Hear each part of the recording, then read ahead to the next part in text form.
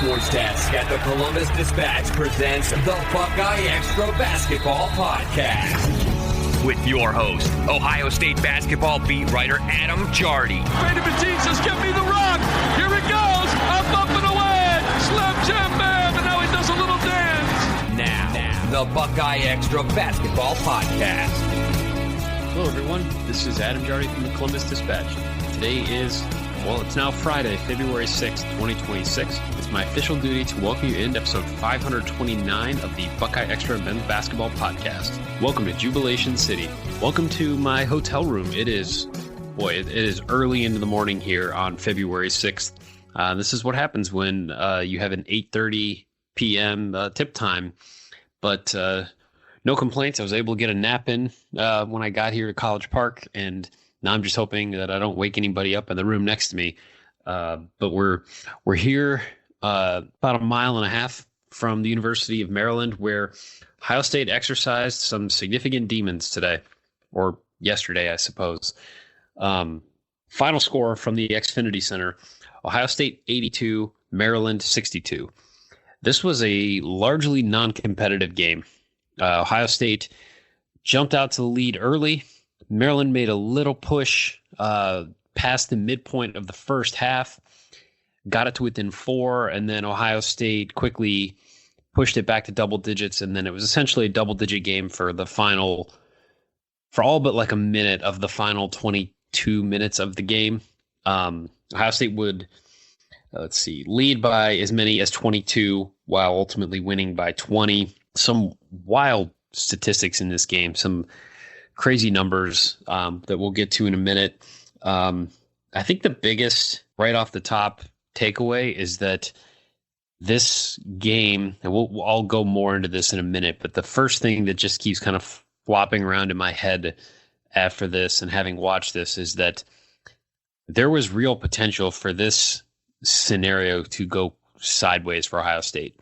Having lost by 10 at Wisconsin in what was a disheartening, disappointing, largely non-competitive game at the Kohl Center last weekend, that a 10-point loss where you score 82 points on the road is still like a weird thing to try to figure out. And you look back on that and you think, like, what if Ohio State had gotten 6 points from Christoph Tilly instead of 0? How does that change the complexion of the game? If he scores early, or if they call a foul early, does that change anything in that? Like, we can all play the what-if game. Bottom line is Ohio State did not play competitive enough for long enough stretches to win that game.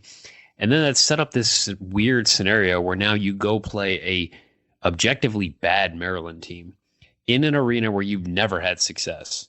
And you have to do that knowing that on Sunday you're going to get your rival at home in a revenge rematch type of game, in a game that Ohio State doesn't need to win on Sunday to determine whether or not it has a shot at making the NCAA tournament. If they lose, it's not going to really hurt their resume.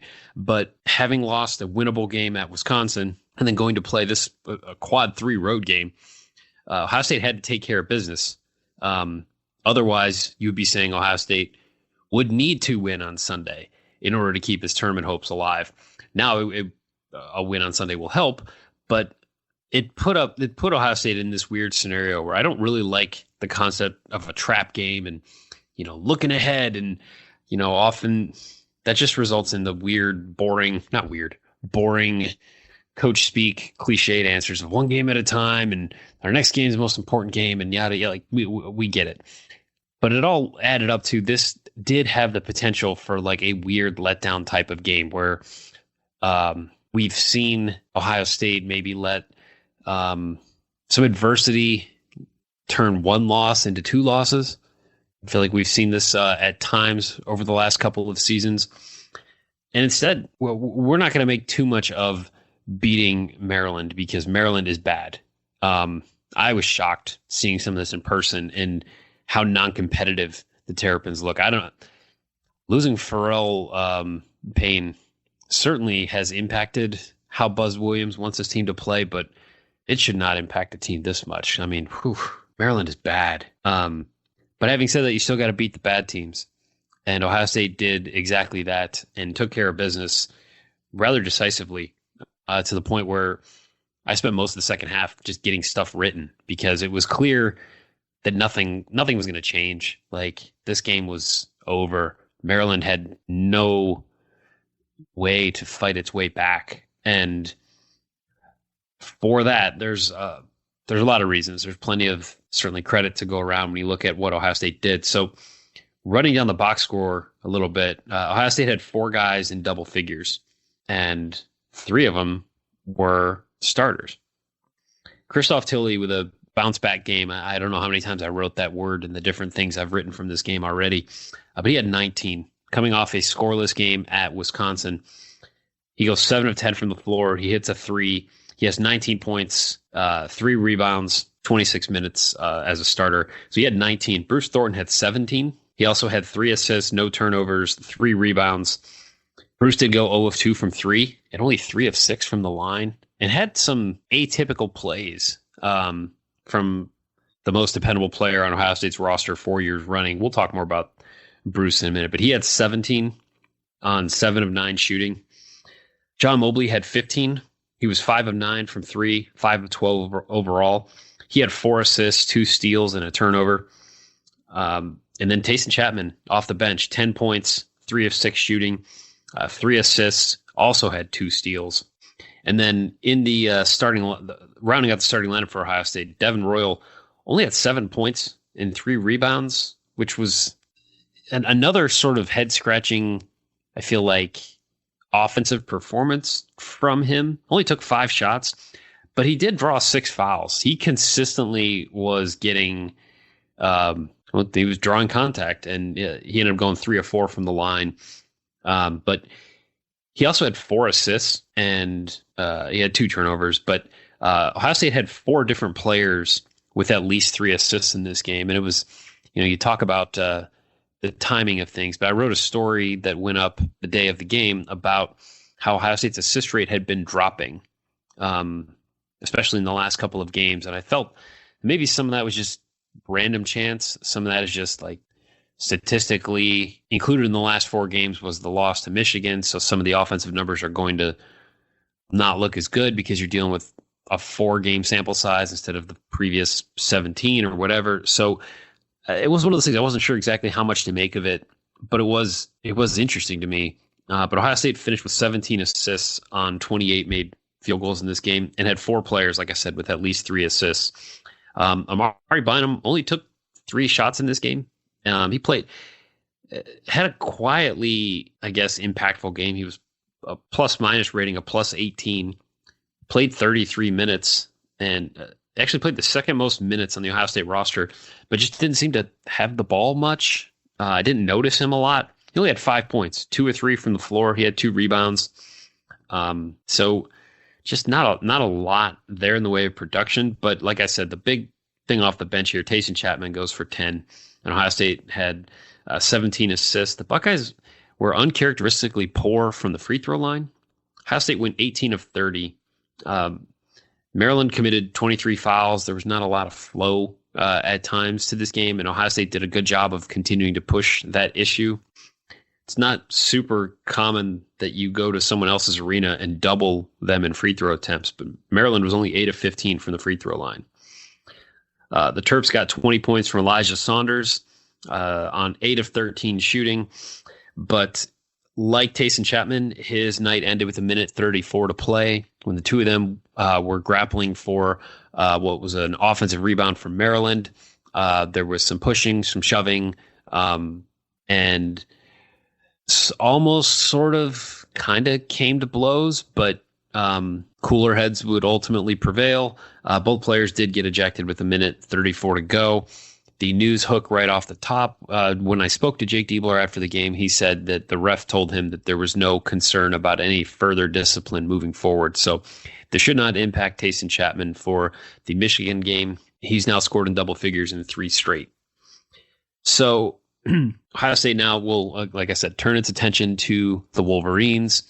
But we got a couple of things out of this Maryland game to break down. So we're going to do that here in just a second. Before we do, I want to remind you can subscribe to the podcast on Apple, Spotify, YouTube, wherever you enjoy your favorite podcasts.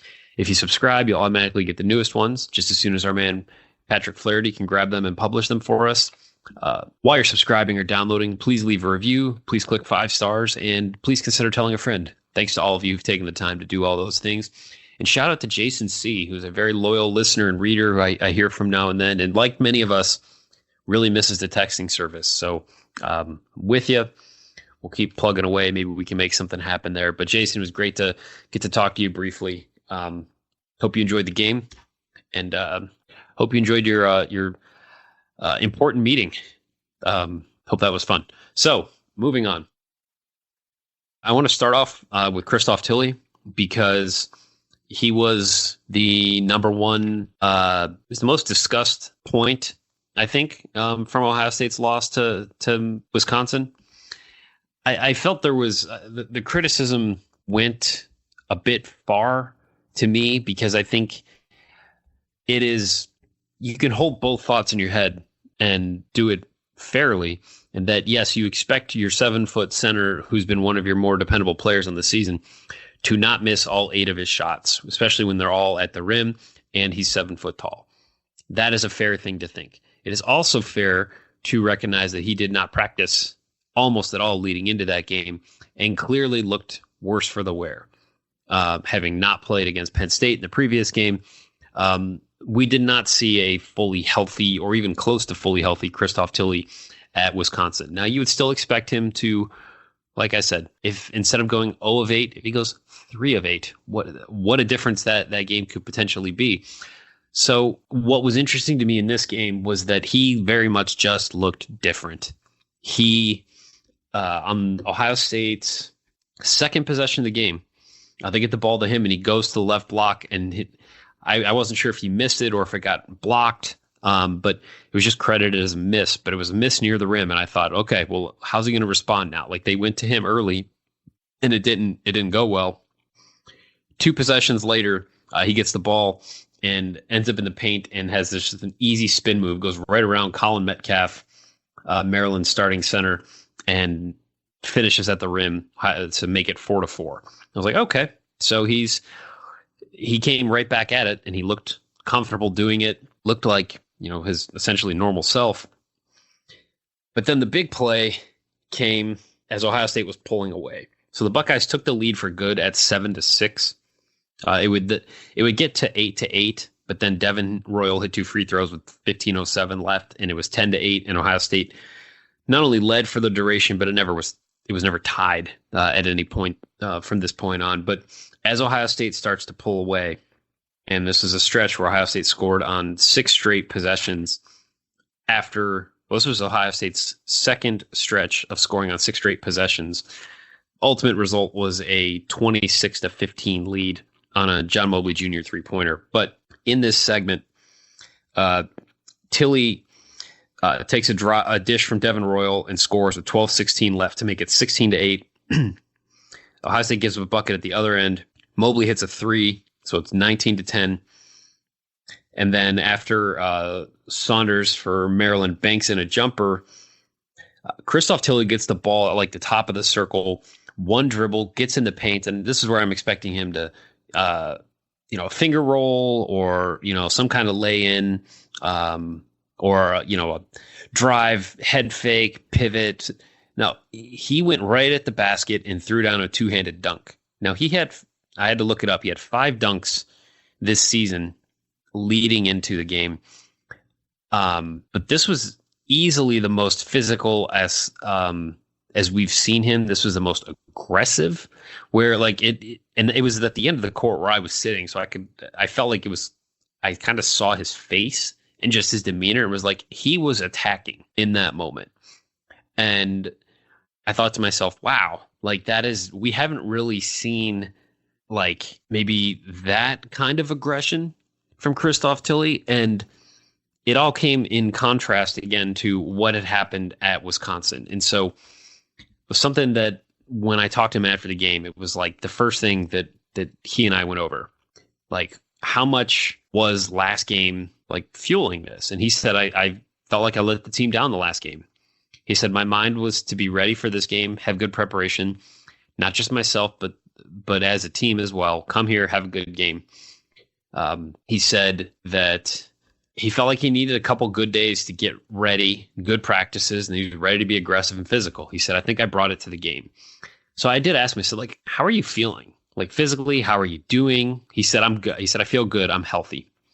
And he said that, yeah, he took the way that they practiced this week to heart. He took some of the coaching that he got this week to heart, and he went out and this was a Big Ten career high for him. And he set that tone early. And so I mentioned this run where Ohio State built these leads or had these 2 runs of scoring on 6 straight possessions. So that enabled Ohio State to eventually, on a Tilly drive and dish to Bruce, or not drive and dish, like a pick and roll dump down pass to Bruce Thornton, that made it 28-16 Ohio State with about 8 minutes to go before a Christoph Tilly foul on Solomon Washington, who drew 5 fouls in this game. And for a while, it was all Maryland's offense was he just wanted to go ISO, dribble someone down, get them in the air, and then go to the line. And it worked for a little stretch here, but he goes to the line with 7:30 to go and hits both free throws. So Ohio State had been up 28-16, and ultimately it ends up being 30-26 after, just a couple of moments here. Bruce Thornton, with it being 28-18, Thornton splits through a double team, draws a foul at the rim, and then misses both free throws with 7:21 to go. And then on the next possession, Maryland's Andre Mills blows past Thornton on the perimeter and just powers a left-handed dunk on Ivan Yagovin. And this is the first time the crowd starts to make noise. It's reminded me a little bit of the quick 4-point swing in the Wisconsin game where the dude he hit the jumper and then stole the inbounds pass and laid it in. That was when the crowd started to get going. This was a sleepy crowd that seemed very defeated from like the opening tip. This season has taken it out of the Terrapins fans. This is not the Xfinity Center I'm used to going to. But so this was the first time they started to make a little bit of noise. So they cut it to 28-20. Colin White he scored in this game. He grabbed a Ivan Yagovin right-handed hook shot miss and put it back up to put Ohio State back up 10. And then Maryland cuts it back to 8. Ohio State turns it over, and then Mobley I wrote it was a bad drive and gets blocked. And here's where it gets kind of weird. So like I said, you had Thornton missing 2 free throws, and then Thornton gets blown by on the perimeter. So then you have a possession where Maryland misses a 3-pointer. The shot clock is winding down, and it's like a long offensive rebound. And Darius Adams, who missed the 3, got his own offensive rebound. So the possession's extended. Devin Royal commits a foul. This was his 3rd foul. That was the other thing. He did battle foul trouble throughout the game, so that certainly impacted his effectiveness. But so Diebler had put him back in with 2 fouls. With 5:56 to go, here he has to come out because he picks up a 3rd in the first half. So the possession gets extended, and then Darius Adams, again, I just mentioned him a minute ago, but he gets fouled by Bruce Thornton on a 3-pointer that he makes. And the guy hits the 3, goes to the line, makes the free throw, 4:26 to go. And you're thinking, like, this is Bruce Thornton. And everybody's human. Everybody makes mistakes. Bruce isn't going to always make every shot and all of that, but to see him have a sequence where he misses 2 free throws, he gets blown by defensively, and then commits a foul on a 4-point play, like, that was weird and very out of character for Bruce. That allowed the end of this, that 4-point play pulls Maryland within 30-26. And then Ohio State has a sequence here. Tilly hits a 3. He's only got 8 threes on the season, but he's got 3 threes in his last 3 games. Hits a 3, Ohio State goes back to 7. Tayson Chapman comes up with a steal and feeds it up court to Amari Bynum, who slams it home. Just like that, Ohio State's 4-point lead is back to 9. Maryland would get no closer than 7 the rest of the way. So that was like the only push. And the moment that flipped it back started with a Christoph Tilly 3-pointer. And this allowed Ohio State up 30-26 with 4:26 to play. It ends up being 42-30 at halftime. So Ohio State closes on a 12-4 run, and any chance that Maryland had for momentum is gone. So I thought the Tilly 3-pointer was significant. I'm just seeing this here too. I'm looking at my interview. But when I asked Tilly, like, did the Wisconsin game eat at you? He said a lot. He said that was not easy to get over that, to be honest. I need to go back and make sure I work that into my takeaways, because I wrote them, but I forgot to put that quote in there. So he bounces back in a pretty big way. I asked like Junie, I said, hey, when Tilly plays like that, like, what does that do for your offense? And he said, oh my goodness, it's a big time offense. He goes, oh my gosh, he was different today. I'm speechless, but he brought it in practice and he carried it over. Diebler said the same thing. I asked him about that dunk and about the way that he played, and he said that, like, he saw him do that this week. Like, he wasn't surprised. He said something to the effect of how, like, you know, good players respond, you know, to an off night or a rough game. And he said, like, he's a good player. We knew he was going to respond. I asked, like, if he does this consistently, like, what does that do for your offense? He said it changes the dynamic of our offense because you have a 7-foot playmaker out there. So teams give him space. He's able to create for himself. When teams have collapsed on him, he's done a good job spraying it out. He said, I thought his aggressiveness was really good. And so that leads into the next thing here that I think is really relevant out of this game, and something I wrote about, is that apparently this was a significant week of practice for Ohio State. And really, like, they had a chance to catch a little bit of a breather, but that's over now. This stretch for Ohio State, starting with this game, it is wild because Ohio State had the benefit of 5 days in between the Wisconsin game and the Maryland game.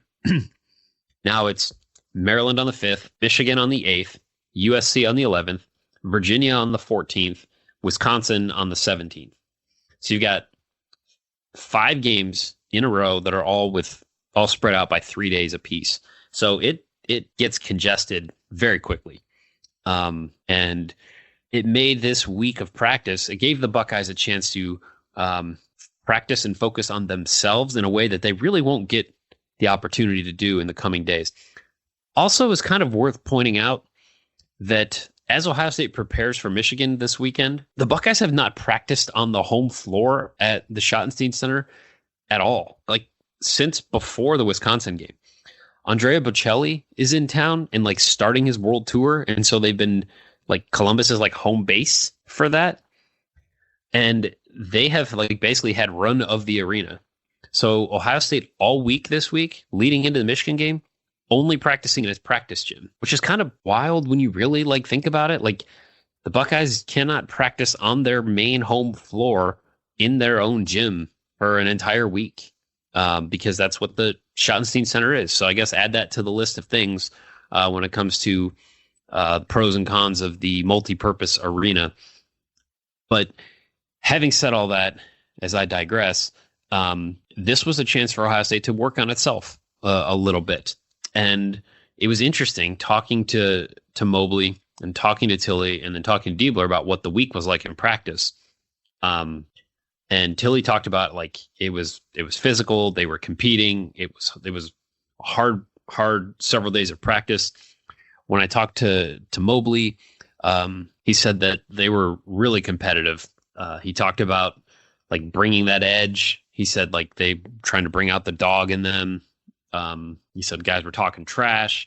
But he also said they had like a lot of meetings. There were some players only meetings. He said like they had meetings with Diebler.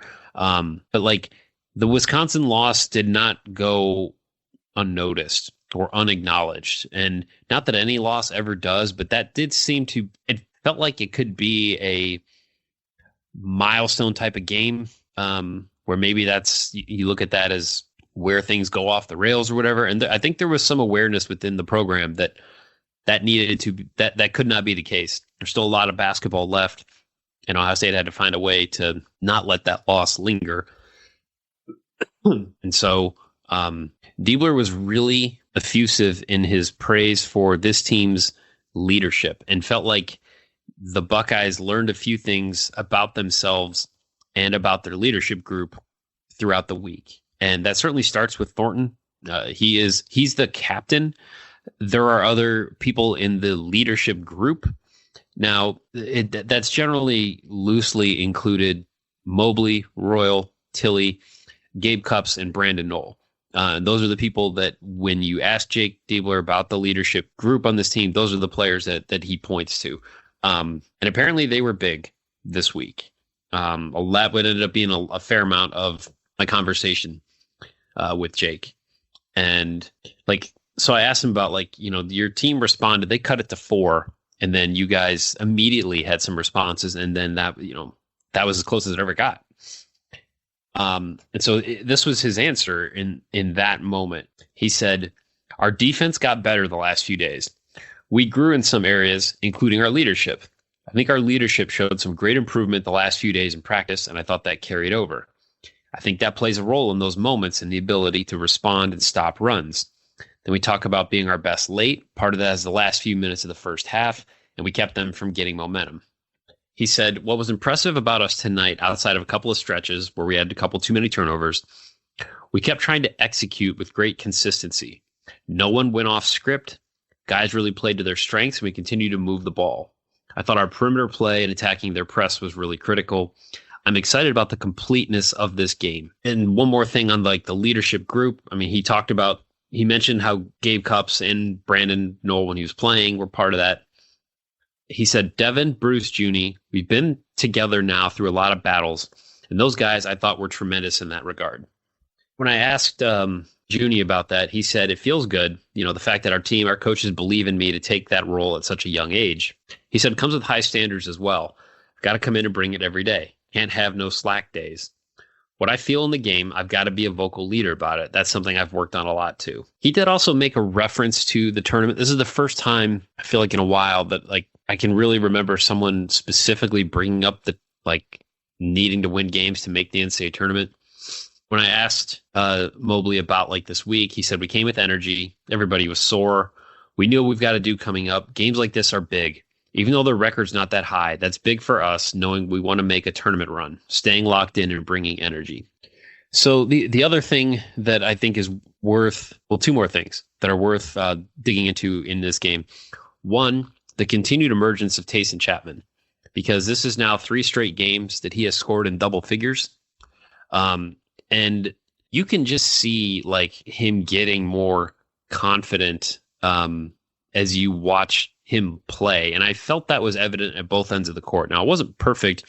And there was a point in the first half where Diebler pulled him and they had a pretty pointed talk on the bench, but then he didn't sit for super long. Diebler didn't put him on the bench and bury him for a couple of defensive mistakes. And I thought that was reward. I thought there were a couple of possessions where Ohio State just played good team defense and forced a bad late shot or really made Maryland work to get a decent shot.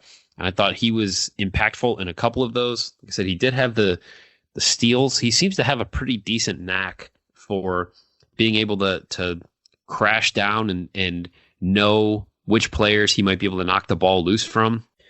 I'm pulling up his stat line here. So, I say that, and he had 2 steals in this game, and he had a steal at Washington. I feel like he's been more impactful than maybe that stat sheet would show. But you can see the continued evolution and confidence in the way that he is playing.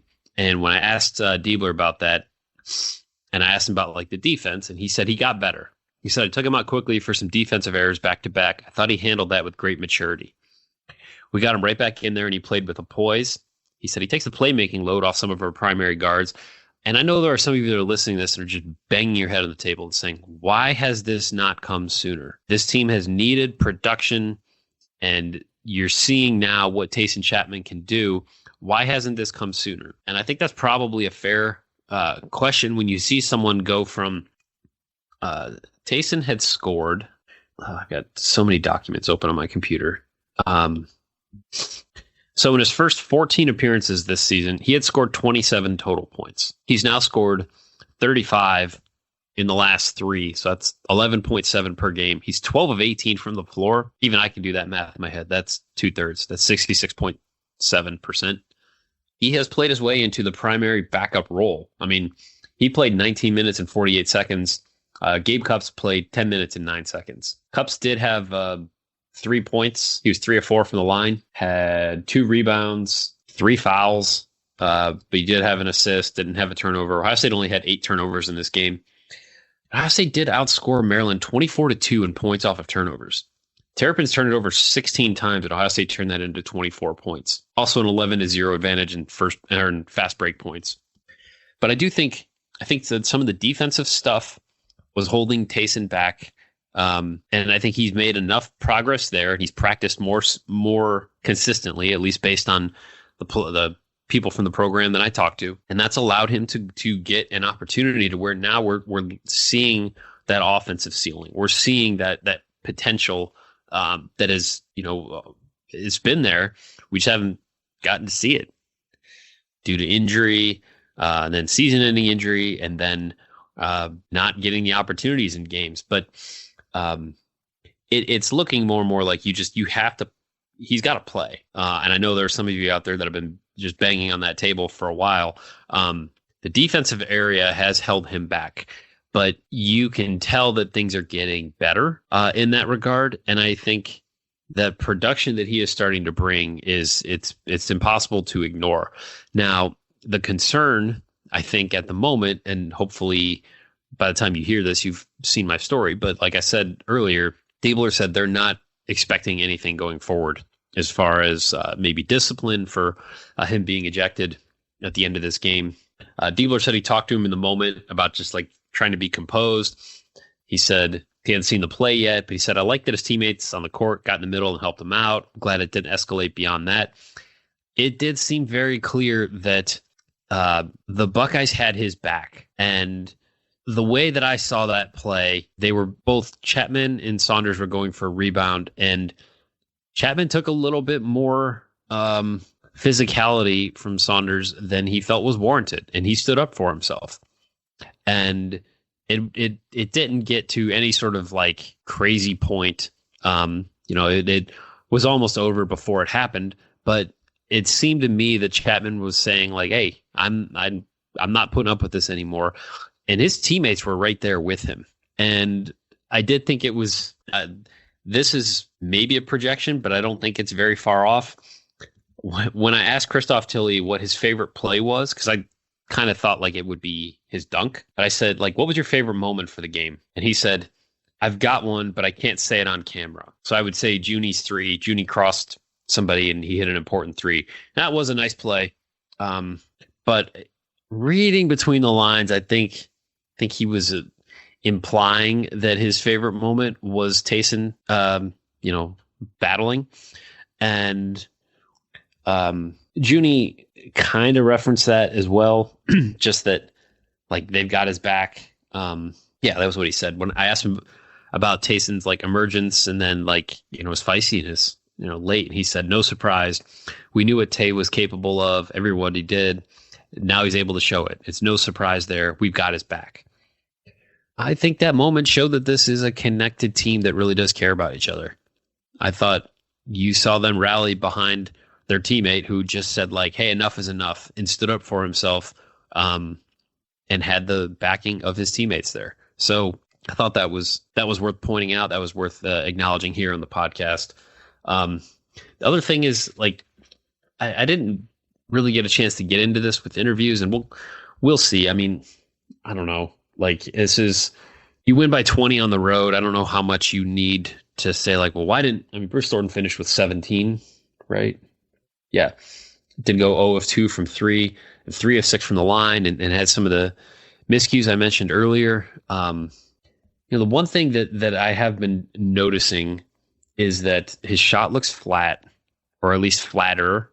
And he's struggling from the free throw line at a rate that is surprising. So after the win against UCLA, Bruce Thornton was 70 of 80 from the free throw line. That was 87.5%. Now, in his last 5 games, he's 14 of 23. That is 60.9%, and has dropped his average on the season now. I say that, and I look at KenPom, he's listed as he statistically was Ohio State's MVP. So there's that. But after having shot 87.5% through the first 17 games of the year, he's down to 81.6. So he's still, well above 80%. But he did shoot 85.3% last year and 85.0% the year before. So kind of surprising right now.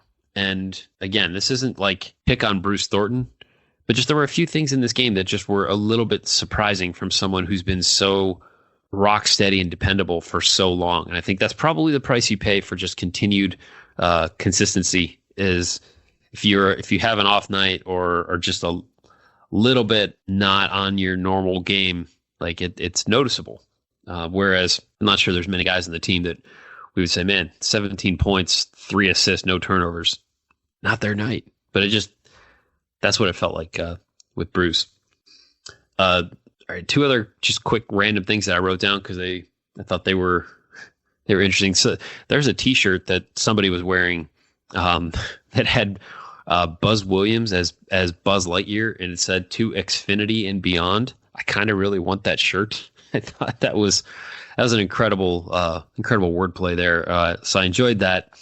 And then I actually had someone walking past me, and they could see like the name tag that was on my seat, and saw that I was with the Dispatch, and they said, "Oh, at least the paper from Ohio is here." And then we commiserated about the horrible, sad Washington Post news and how terrible that is. And I just thought that was an interesting interaction with a complete random stranger who was kind and said how much she appreciates journalism and real work, and how they've been subscribing to the Post since I forget how long it was, but just how they're probably going to cancel their subscription now. And just it was a tough day. And when all that horrible news out of the Washington Post was announced, and it was also, if you'll indulge me for just a second here, it was a rough day for those of us at the Dispatch and those of us who have been around for a minute or two, because we lost someone that was really, really meaningful. Scott Davis was one of the assistant sports editors when I was hired at the Dispatch, and I started as the crew writer, and also I was working on the Agate desk, which, for those of you, this gets a little into the weeds a little bit, but like the page that used to be in the sports section that would have like box scores and transactions and schedules and stats, and like it was like black and white and just like just all columns and stuff. Like that was part of my job when I was hired. Being hired at the Dispatch was just an absolute dream job. This is where I always wanted to be. This was the goal. And I was thrilled to be doing Agate because it meant I also got to write for the Dispatch. And I did that for the first couple of years. I stopped doing Agate when I was moved from the crew beat to the Ohio State men's basketball beat. So anyway, I am all of a week or two into my tenure at the Dispatch. And those of you who know me and have been listening for a long time know that like my dad's dealt with a lot of health problems over the years, and it started with a cancer diagnosed with throat cancer. And that diagnosis came like a week or two. I would have to go back and really pin down the dates, but like I had just started at the Dispatch, and my dad, we kind of had a feeling that this is where this was going, and he had undergone some tests, and it was like the day was coming where it was like, okay, he's seen the oncologist, he's going to get the test results back.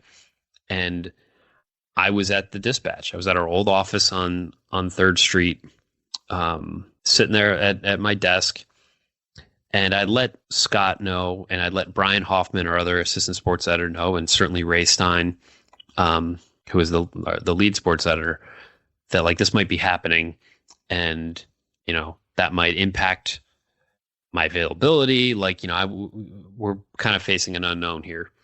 And so I'm sitting there in the newsroom, and I'm about to get this shift going, and like my head is spinning. I got so many things I'm learning about the Agate desk and about working at the Dispatch, and just so stressed about like wanting to do my best and wanting to make a mark there.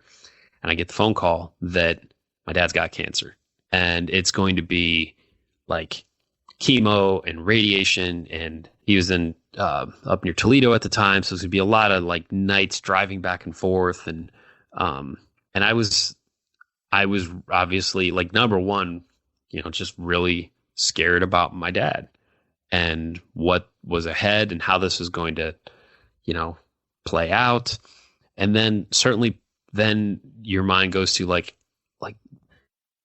how am I going to like juggle all this with this new job? Like I don't want to mess anything up. And so I let Scott know, like, hey, I'm probably going to be getting a phone call here soon that like my dad has cancer and I might have to start making a lot of trips up there. I don't know what this is going to entail. So I'd let him know. So I get the phone call, cancer. I'm in the newsroom and I get off the phone and Scott comes over and he just sits next to me, and I gave him the news, and he put his hand on my knee, and he just told me, like, listen, take care of your dad. Don't worry about this. Don't worry about us. Don't worry about the paper. Don't worry about your job. We got you. We'll take care of you. It'll be fine. You'll get through this. We're here for you. Anything you need. And to be told that in that moment was just I knew there were so many struggles ahead of us, but that was an immeasurable weight that was just lifted right off my shoulders, because that's who Scott Davis was. He was, he loved the job. He was one of the absolute nicest people, always with a smile. I haven't talked to him. He's been fighting cancer for a year or two. I haven't talked to him in a little while, but I can hear his voice. And it was one of those people, like, when they would talk, you could hear the smile in the voice. I learned so much from him in this profession. And some of the most important stuff was just the kindness, just the treat people the way you want to be treated, and like just the very basic stuff like that. But he lived that, man. And he was so kind to me.